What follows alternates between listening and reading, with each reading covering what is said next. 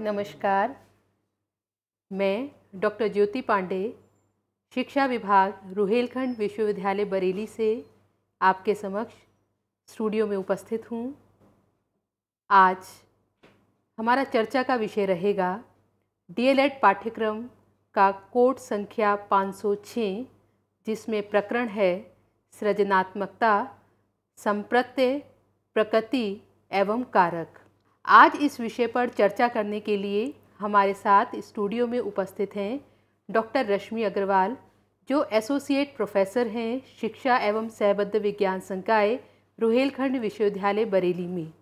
मैं आपका बहुत बहुत स्वागत करती हूं मैडम। इस स्टूडियो में आपका स्वागत है। चर्चा को प्रारंभ करने से पूर्व मैं मैडम से जानना चाहूँगी कि सृजनात्मकता क्या होती है। देखिए ज्योति जी, किसी भी समाज, किसी भी देश की उन्नति इस बात पर निर्भर करती है कि उसके नागरिकों द्वारा कितनी नई खोजें, कितने नए आविष्कार किसी भी क्षेत्र में कैसे किए गए हैं। कला के क्षेत्र में, साहित्य के क्षेत्र में, विज्ञान में, तकनीकी में जितने भी नए आविष्कार होते हैं वो किसी समाज की उन्नति को बढ़ाते हैं, रहन सहन में उन्नति लाते हैं। इन सब आविष्कारों के पीछे, इन सब नवीनता के पीछे मनुष्य की जिस क्षमता का हाथ होता है, जिसका योगदान होता है, उस क्षमता को कहते हैं सृजनात्मकता। अगर इसके शाब्दिक अर्थ पर ध्यान दें तो सृजनात्मकता शब्द बना है सृजन से, सृजन करने की योग्यता। सृजन का मतलब निर्माण, अनोखे का निर्माण, मौलिकता, कोई भी रचना, निर्मिति, ये होता है सृजन। किसी भी चीज़ का सृजन हो सकता है। कोई विचार नया हो सकता है, मौलिक हो सकता है, जैसे गांधी जी का विचार अहिंसा का, नवीन मौलिक विचार सृजनात्मकता। कोई आविष्कार नया हो सकता है। जितने भी हम नए नए इलेक्ट्रॉनिक तकनीकी गैजेट्स देखते हैं वो कभी न कभी जब पहली बार आए थे तब सृजनात्मकता के उत्पाद थे। वो किसी भी पुराने की पुनर्संरचना सृजनात्मकता का प्रतीक हो सकती है, उसका सृजन हो सकता है। जैसे संगीत के 7 सुर होते हैं, लेकिन उन्हीं की पुनर्संरचना से नई नई धुनों का निर्माण होता है, तो वो सृजनात्मकता, वो भी सृजन है, वो भी मौलिकता है। या किसी नए तथ्य की खोज करना भी सृजनात्मकता है। किसी भी नवीन तथ्य की खोज, उसको भी सृजनात्मकता हम कह सकते हैं। तो सृजन किसी भी नई चीज़ का सृजन या पुरानी चीज़ की पुनर्संरचना, पुनर्व्यवस्था, वो सब सृजनात्मकता में आती है। आइए अब कुछ परिभाषाओं के माध्यम से इस प्रत्यय को स्पष्ट करने का प्रयास करें। एक परिभाषा सृजनात्मकता की दी गई है जेम्स ड्रेवर के अनुसार। वो कहते हैं सृजनात्मकता अनिवार्य रूप से नवीन रचना या उत्पादन में पाई जाती है। इस परिभाषा में जो मुख्य बात है, अनिवार्य बात है, वो है नवीनता, मौलिकता। मौलिकता अर्थात जो पहले किसी ने न की हो, नवीनता जिससे अधिकतर लोग परिचित न हों, ऐसी कोई रचना, ऐसा कोई उत्पादन, ऐसा कोई विचार, उसको कहते हैं सृजनात्मकता। एक और परिभाषा है गिलफर्ड की। गिलफर्ड कहते हैं सृजनात्मकता का अभिप्राय कभी सृजनात्मक क्षमता, कभी सृजनात्मक उत्पाद तथा कभी सृजनात्मक उत्पादकता माना जाता है। अर्थात सृजनात्मकता को हम सोचने का तरीका भी मान सकते हैं, सृजनात्मकता को हम मनुष्य की क्षमता भी मान सकते हैं, सृजनात्मकता को हम मौलिक उत्पाद भी मान सकते हैं, और सृजनात्मकता को कभी हम व्यक्ति की व्यक्तिगत विशेषताएं भी मान सकते हैं। तो इस तरह सृजनात्मकता का प्रयोग विभिन्न संदर्भों में किया जाता है।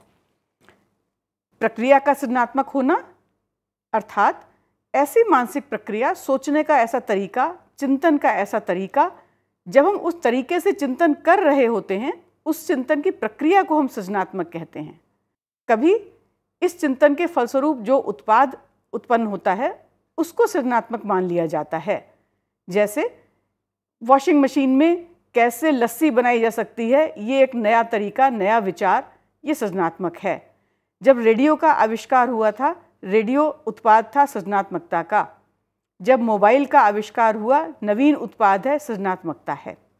एक और संदर्भ में सृजनात्मकता को हम लेते हैं व्यक्ति की विशेषताएं, व्यक्ति के सोचने का तरीका, कैसे वो संवेदनशील है, कैसे वो मौलिक है, कैसे वो प्रवाहपूर्ण है, जो उसके व्यक्तित्व की विशेषताएं हैं उनके आधार पर व्यक्ति सृजनात्मक होता है। कभी मौलिकता को व्यक्ति के नज़रिए से देखा जाता है, अर्थात जो व्यक्ति सोचने वाला है उसके लिए वो विचार अगर नया है तो उसको सृजनात्मक मान लिया जाएगा। लेकिन कई बार व्यक्ति के नज़रिए से नवीनता को महत्व नहीं दिया जाता, जो नवीनता समाज के नज़रिए से हो, यानी जो समाज के अधिकांश लोग जिसे नवीन माने, जिसे मौलिक माने, हम उसे ही सृजनात्मक मानेंगे। कई बार केवल नवीनता को ही सृजनात्मक माना जाता है, लेकिन कुछ मनोवैज्ञानिक ये कहते हैं कि प्रत्येक नवीनता को हम सृजनात्मक, प्रत्येक मौलिकता को सृजनात्मक नहीं मानेंगे, बल्कि वो नवीनता, वो मौलिकता, वो सृजन जो समाज के लिए उपयोगी हो, केवल उसको ही सृजनात्मक माना जाएगा। तो इस तरह हम सृजनात्मकता का प्रयोग विभिन्न संदर्भों में करते हैं, अलग अलग अर्थों में करते हैं। सृजनात्मकता के अर्थ के पश्चात मैं आपसे जानना चाहूँगी कि सृजनात्मकता की कौन कौन सी विशेषताएं होती हैं। जी, जितने हम लोगों ने अब तक अर्थ पर चर्चा की, परिभाषाओं पर चर्चा की, उसके आधार पर कुछ प्रमुख बातें हैं जो सृजनात्मकता में या सृजनात्मकता की विशेषताएं या उसकी प्रकृति के बारे में सामान्य रूप से कही जा सकती हैं। सबसे पहली बात, सृजनात्मकता प्रत्येक व्यक्ति में होती है। वो चाहे किसी देश का हो, किसी समाज का हो, किसी स्थान का हो, किसी काल का हो, किसी जाति का, किसी लिंग का, हर एक व्यक्ति में कुछ न कुछ मात्रा में सृजनात्मकता अवश्य विद्यमान रहती है। दूसरी बात, विद्यमान सृजनात्मकता किसी भी क्षेत्र में हो सकती है। जीवन के किसी भी क्षेत्र में, कार्य के किसी भी क्षेत्र में सृजनात्मकता के दर्शन हो सकते हैं। कला में, साहित्य में, विज्ञान में, तकनीकी में, ललित कलाओं में, चिकित्सा में, शिक्षण व्यवसाय में, राजनीति में, किसी भी क्षेत्र में नवीनता या मौलिकता हो सकती है। तो सृजनात्मकता जीवन के प्रत्येक क्षेत्र में हो सकती है। अगली बात सृजनात्मकता के बारे में जो कह सकते हैं, यह एक जन्मजात योग्यता है, यानी लोगों में भिन्नता होती है सृजनात्मकता की मात्रा के आधार पर और उनके क्षेत्र के आधार पर अलग अलग लोगों में अलग अलग सृजनात्मकता होती है, लेकिन ये सृजनात्मकता जन्मजात होती है, जिसको हम कहते हैं गॉड गिफ्ट है। परंतु ये गॉड गिफ्ट है, लेकिन इसका विकास, इसका पोषण वातावरण पर निर्भर करता है। कहने का तात्पर्य ये, अगर उचित वातावरण नहीं मिलेगा तो जन्मजात योग्यता या गॉड गिफ्ट सुप्तावस्था में रह करके समाप्त हो सकती है, उसका प्रयोग समाज के उत्थान के लिए नहीं हो सकता। इसलिए हमारा दायित्व बनता है कि हम सृजनात्मकता जो जन्मजात योग्यता है उसको उचित वातावरण दे करके पोषित और विकसित करने का अवश्य प्रयास करें। अगली बात, जो अनिवार्य तत्व है सृजनात्मकता का तात्पर्य नवीनता, कोई नया विचार, मौलिकता, अनोखा विचार, वो चाहे किसी समस्या का नया हल खोजने में नवीनता या मौलिकता हो, जो आमतौर पर लोगों को समस्या का हल दिखाई नहीं देता, लेकिन सृजनात्मक व्यक्ति एक मौलिक हल प्रस्तुत करता है, वो भी सृजनात्मकता है। कोई नया विचार सृजनात्मक हो सकता है, कोई नई वस्तु सृजनात्मक हो सकती है, और या कोई नया तथ्य सृजनात्मक हो सकता है। तो नवीनता किसी भी चीज़ में हो सकती है, तथ्य में, विचार में, सोचने के तरीके में, उत्पादन में, समस्या का हल खोजने में। मौलिकता और नवीनता अनिवार्य तत्व हैं सृजनात्मकता के। इसके अतिरिक्त कुछ और विशेषताएं सृजनात्मकता में भी होती हैं। आमतौर पर हम बुद्धि और सृजनात्मकता को एक ही मान लेते हैं, ऐसा नहीं है। हालांकि दोनों गॉड गिफ्ट हैं, हालांकि दोनों जन्मजात होती हैं, हालांकि दोनों प्रतिभाशाली होने का प्रतीक हैं, लेकिन दोनों में बहुत भिन्नता है। अगर व्यक्ति बुद्धिमान है तो ज़रूरी नहीं है कि वो सृजनात्मक भी होगा, लेकिन अगर वो सृजनात्मक है तो उसमें थोड़ी सी उच्च स्तर की बुद्धि अवश्य विद्यमान होगी। ऐसा इसलिए, बुद्धिमान होने के लिए किसी समस्या का सर्वोत्तम हल खोजा जाता है, लेकिन सृजनात्मक होने के लिए किसी भी समस्या के विभिन्न हल खोजे जाते हैं। बुद्धिमान होने के लिए जो सर्वमान्य हल है, जो सर्वमान्य तरीका है, उसकी खोज की जाती है। सृजनात्मक होने के लिए अनोखेपन की खोज की जाती है। तो ये दोनों योग्यताएं चिंतन की अलग अलग प्रक्रियाओं से जुड़ी हैं, इसलिए दोनों अलग अलग योग्यताएं हैं। हम बुद्धिमान हो सकते हैं, सृजनात्मक नहीं। सृजनात्मकता बुद्धिमानी से थोड़ा सा रेयर है, थोड़ा कम पाई जाती है। बुद्धिमानी आमतौर पर दिखाई दे जाती है, सृजनात्मकता इतनी आसानी से समझ में नहीं आती है, उसकी पहचान इतनी आसानी से नहीं हो पाती है। ये दोनों में भिन्नता है। इसी प्रकार से जो विद्यालयों में जिसको हम उपलब्धि कहते हैं, बच्चों के अंक, सफलता जो भी कहें, उनसे भी सृजनात्मकता भिन्न है। हम कई बार ऐसा पक्षपातपूर्ण रवैये के कारण कह देते हैं। हमारी कक्षा का जो प्रथम आने वाला छात्र है, हम ऐसा मान लेते हैं कि यही सबसे ज़्यादा बुद्धिमान है, यही सबसे ज़्यादा सृजनात्मक है, लेकिन ऐसा नहीं होता। उपलब्धि उस छात्र की ज़्यादा होती है जो भी उसको सिखाया गया वो उसको हूबहू प्रस्तुत कर दे याद करके, वो उपलब्धि में ज़्यादा माना जाएगा। लेकिन सृजनात्मक छात्र नवीनता वाला छात्र है, जो उसको सिखाया गया उससे आगे बढ़कर अनोखेपन से जो उत्तर दे रहा है, जिसमें हम अंक शायद न दे पाएँ उसको, क्योंकि हम लोग आदी होते हैं उस विषय वस्तु पर अंक देने के, उस उत्तर पर अंक देने के। जैसा हमने पढ़ाया वैसा ही छात्र अगर उत्तर लिख रहा है तब हम उसको अंक देते हैं, लेकिन ये सृजनात्मकता नहीं होती है। सृजनात्मकता तो अनोखापन, मौलिकता, नवीनता होती है, इसलिए उपलब्धि से भिन्नता है। एक खास बात सृजनात्मकता में और पाई जाती है, क्योंकि सृजनात्मकता एक दुस्साहसिक सोच है।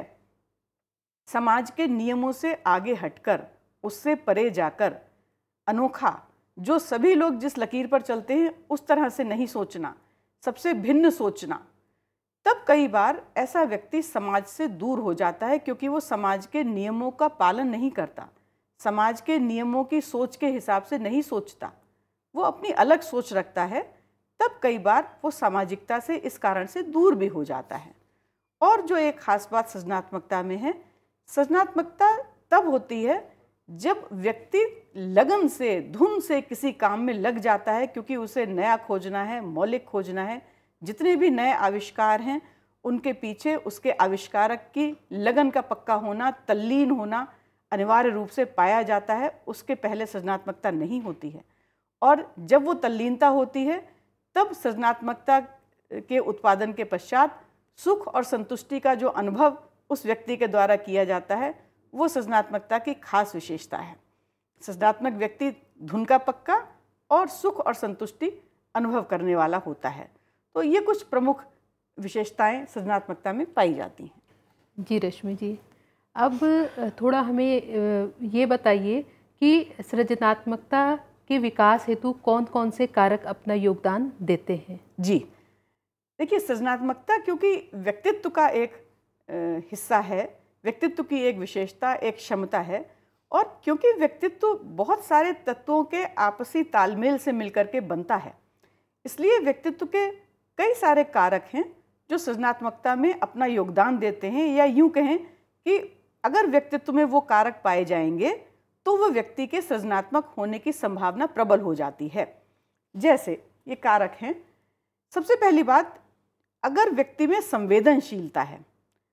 संवेदनशीलता से तात्पर्य किसी भी घटना, किसी भी व्यक्ति, किसी भी परिदृश्य को विस्तृत रूप में देखना, विहंगमता से देखना, विस्तार पूर्वक देखना, ये संवेदनशीलता है। और इसके भी आगे सोचना, यानी जो है उसको पूर्ण रूप से देखना, उसके बारे में चिंतित होना, उसके बारे में संवेदनशील होना, प्लस जो है के बाद जो क्या और हो सकता है। अगर परिदृश्य यह है कि समाज में ऐसी घटनाएं घट रही हैं तो संवेदनशील उनके संदर्भ में होना, और इन घटनाओं का क्या आगे दुष्परिणाम होगा या इन्हें कैसे रोका जा सकता है, इसके बारे में सोचना। जिस व्यक्ति के व्यक्तित्व में ये गुण पाया जाएगा उसके सृजनात्मक होने के प्रबल संभावनाएं होती हैं। दूसरी चीज़ जो कारक है वो है नवीनता।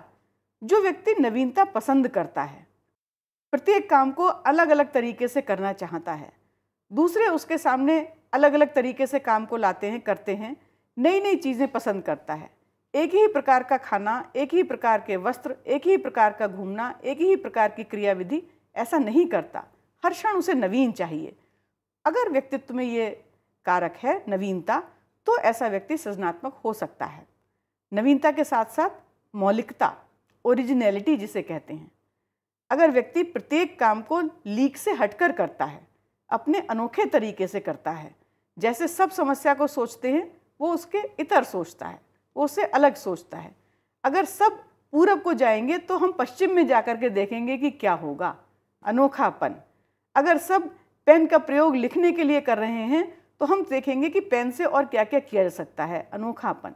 तो ये जिसके व्यक्तित्व में मौलिकता होगी, विचारों में, चीज़ों के निर्माण में, सोचने के तरीके में, समस्या के समाधान के हल खोजने में, वो व्यक्ति सृजनात्मक हो सकता है।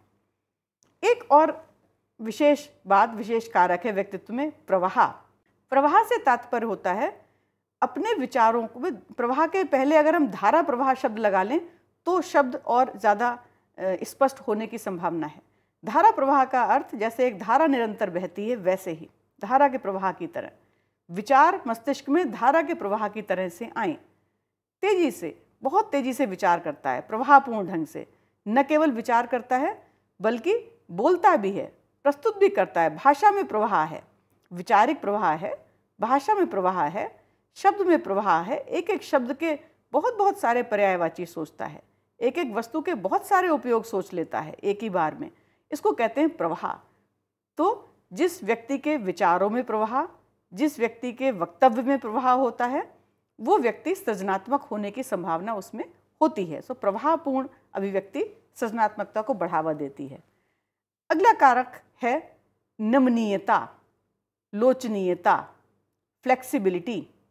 सृजनात्मक व्यक्ति कभी भी रिजिड नहीं हो सकता, दृढ़ नहीं हो सकता, क्योंकि सृजनात्मकता के लिए विभिन्न दिशाओं में अपने विचारों को फैलाने की आवश्यकता होती है। अगर हम एक ही बात पर दृढ़ होकर के बैठ जाएंगे तब हम सृजनात्मक नहीं हो सकते। हमें केवल अपने ही विचार को महत्व नहीं देना है, हम दूसरे के विचार को भी महत्व देते हैं। ये कहलाती है फ्लेक्सिबिलिटी। जब हम सोचते हैं तो हम अपनी बुद्धि को विभिन्न दिशाओं में दौड़ाते हैं, इसे कहते हैं नमनीयता, लोचनीयता, फ्लेक्सिबिलिटी। हम केवल एक ही दिशा में नहीं सोचे। समस्या के प्रवाह एक दिशा में हो सकता है, लेकिन नमनीयता का मतलब प्रवाह के साथ साथ दिशाएं भी भिन्न भिन्न हों, एक ही दिशा में सोच ना जाए। सोच बहुत ज़्यादा भी हो, विचार बहुत तेजी से भी आए, लेकिन विचार विभिन्न दिशाओं में भी आए। ये भी सही हो सकता है, ये भी सही हो सकता है, ये भी सही हो सकता है, बहुत कुछ सही हो सकता है, उसको हम कहते हैं नमनीयता। तो विचारों में फ्लेक्सिबिलिटी होना सृजनात्मकता का एक और कारक है। अगले कारक है विस्तारता, एलाबोरेशन जिसे कहते हैं। किसी भी घटना को, किसी भी विचार को, उसको विस्तार देने की क्षमता सृजनात्मकता में योगदान देती है। जब ये अगर एक तरीके से देखें तो कई सारे ये कारक आपस में मिले हुए हैं, मौलिकता, प्रवाह, नमनीयता और विस्तारता, ये सब मिले जुले से हैं। अनोखापन हो, अनोखापन तब होगा जब विचारों में प्रवाह होगा।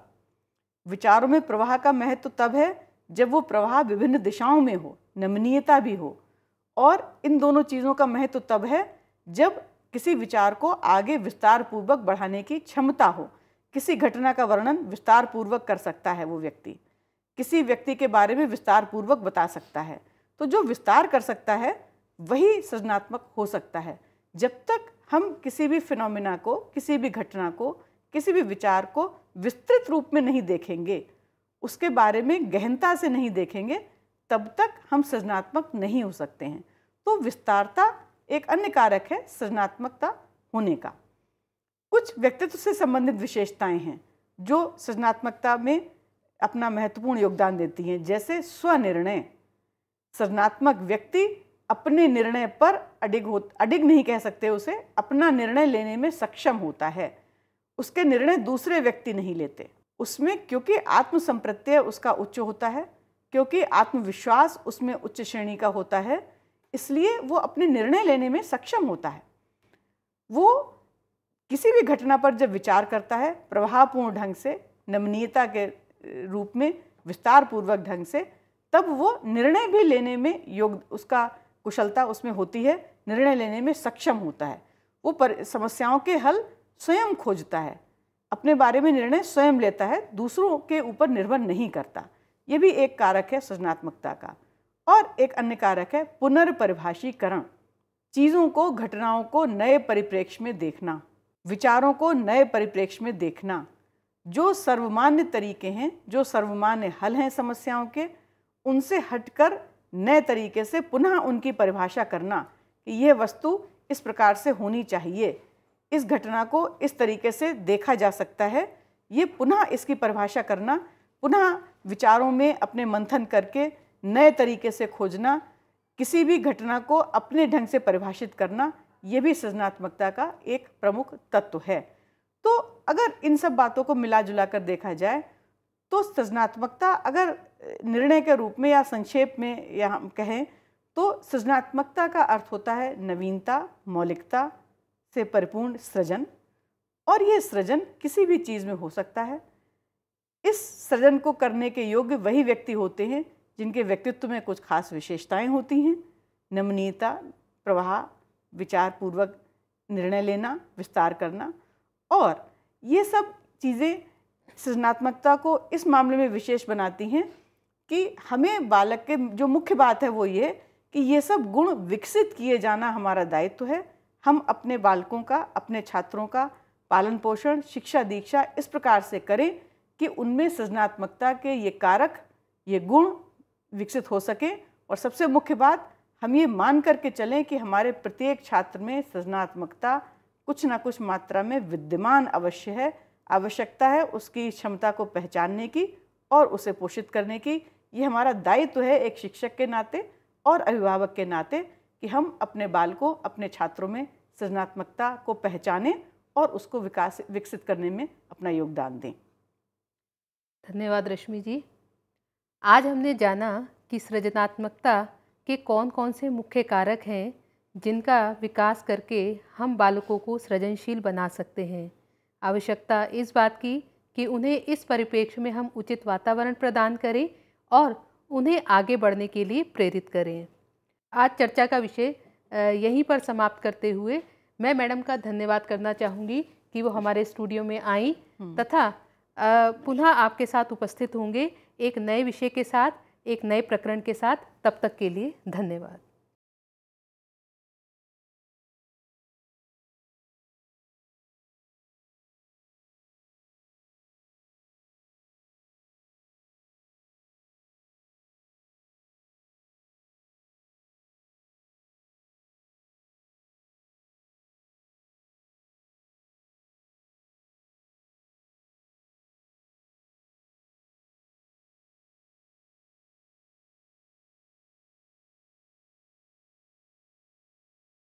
चेहरों पर ये मुस्कान आई है शिक्षा के जरिए।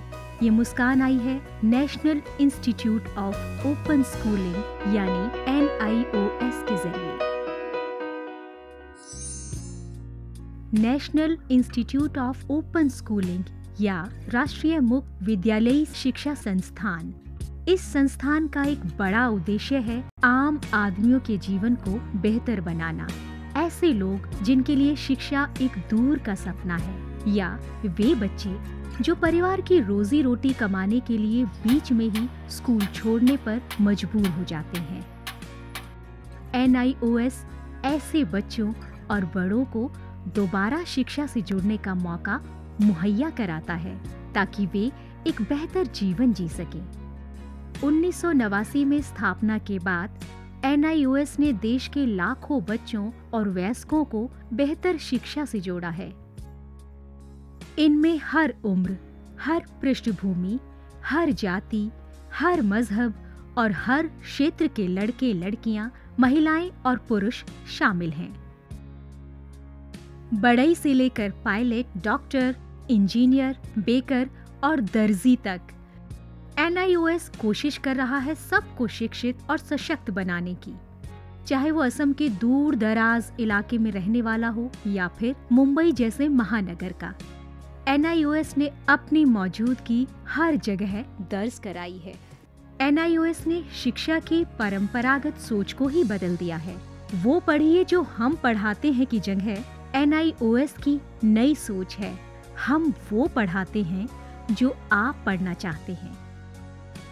इस नई सोच ने लोगों को आगे बढ़ने और NIOS के साथ जुड़ने के लिए प्रोत्साहित किया है।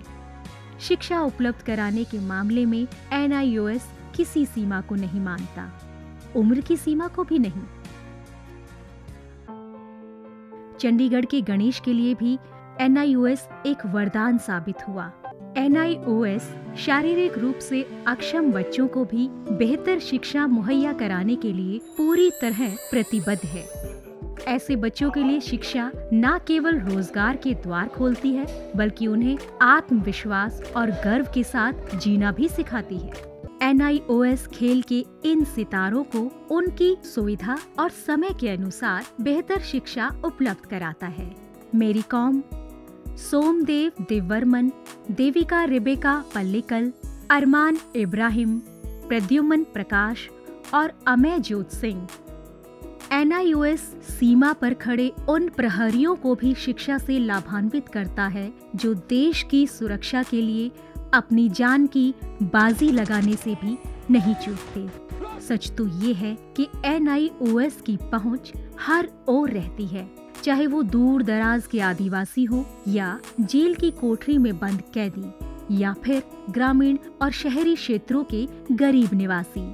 देश में कहीं भी कोई भी व्यक्ति, स्त्री, पुरुष, लड़का, लड़की, अमीर, गरीब शिक्षा से वंचित न रहे।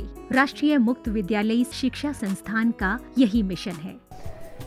राष्ट्रीय मुक्त विद्यालय शिक्षा संस्थान पूरे देश में शिक्षा के साथ साथ कौशल विकास के क्षेत्र में बहुत सारे कोर्सेज दे रहा है। लगभग 100 से ज़्यादा कोर्सेज हैं। हम दूर दराज के गांव में अपने संस्थान बनाते हैं और वहाँ के बच्चों को, वहाँ के बच्चियों को, वहाँ के वयस्कों को हुनर के क्षेत्र में शिक्षा पहुँचाते हैं। आपको जानकर खुशी होगी कि अब हम आर्ट्स, साइंस, कॉमर्स जिन क्षेत्रों में 12वीं का सर्टिफिकेट दिया जाता रहा है, अब हम हुनर के क्षेत्र में, वोकेशनल एरिया में भी 10वीं और 12वीं का सर्टिफिकेशन करेंगे। तो वो बच्चे जो कृषि से जुड़े हुए हैं, कारपेंट्री से जुड़े हुए हैं या दूसरे क्षेत्रों से जुड़े हुए हैं, वो अपने ही क्षेत्र में काम करेंगे, सीखेंगे, हुनर पैदा करेंगे अपने में और सर्टिफाइड भी होंगे कि वो सर्टिफाइड कृषक हैं, खेतिहर हैं। तो आज तक जो हमारे देश में ये सोच रही है कि आप 12वीं पास तभी कहे जाएंगे जब भूगोल, अर्थशास्त्र, भौतिकी ये पढ़ेंगे, अब ये समय बदल गया है। ITI में जितने बच्चे पढ़ते हैं, लगभग 18 लाख बच्चे हर साल दाखिला लेते हैं। अब हम उनको सर्टिफिकेशन करेंगे। NIOS अपने छात्रों को माध्यमिक स्तर पर 26 और उच्च माध्यमिक स्तर पर 19 विषयों का विकल्प देता है। पढ़ाई किस माध्यम से करनी है, इसमें भी आपको लचीलापन मिलेगा। माध्यमिक स्तर पर ही 7 भाषाओं के अलग अलग माध्यमों का विकल्प मौजूद है। शैक्षणिक कार्यक्रमों के अलावा 86 वोकेशनल शिक्षा कार्यक्रम भी उपलब्ध हैं, जो छात्रों को कामकाजी दुनिया के लिए तैयार करते हैं। वोकेशनल प्रशिक्षण को अधिक सुदृढ़ बनाने के लिए NIOS ने ITDC, Cisco, Indian medical association जैसे कई सरकारी और गैर सरकारी संस्थानों के साथ भागीदारी स्थापित की है। आज लाखों छात्रों के लिए अपनी पसंद का स्कूल है राष्ट्रीय मुक्त विद्यालयी शिक्षा संस्थान यानी national institute of open schooling. NIOS ने एक लंबा सफर तय किया है, लेकिन मंजिल अभी दूर है। निरंतर विकास और नवीनीकरण के लिए NIOS सदैव प्रतिबद्ध है। शिक्षा का उद्देश्य महज रोजगार जुटाना ही नहीं है, बल्कि स्वयं को सशक्त बनाना भी है। NIOS लाखों छात्रों के लिए यही आत्मसम्मान दिलाने में जुटा है। लाखों लोगों के लिए एक आशा और उम्मीद है। National institute of open schooling. शिक्षा सबके लिए, कहीं भी, कभी भी।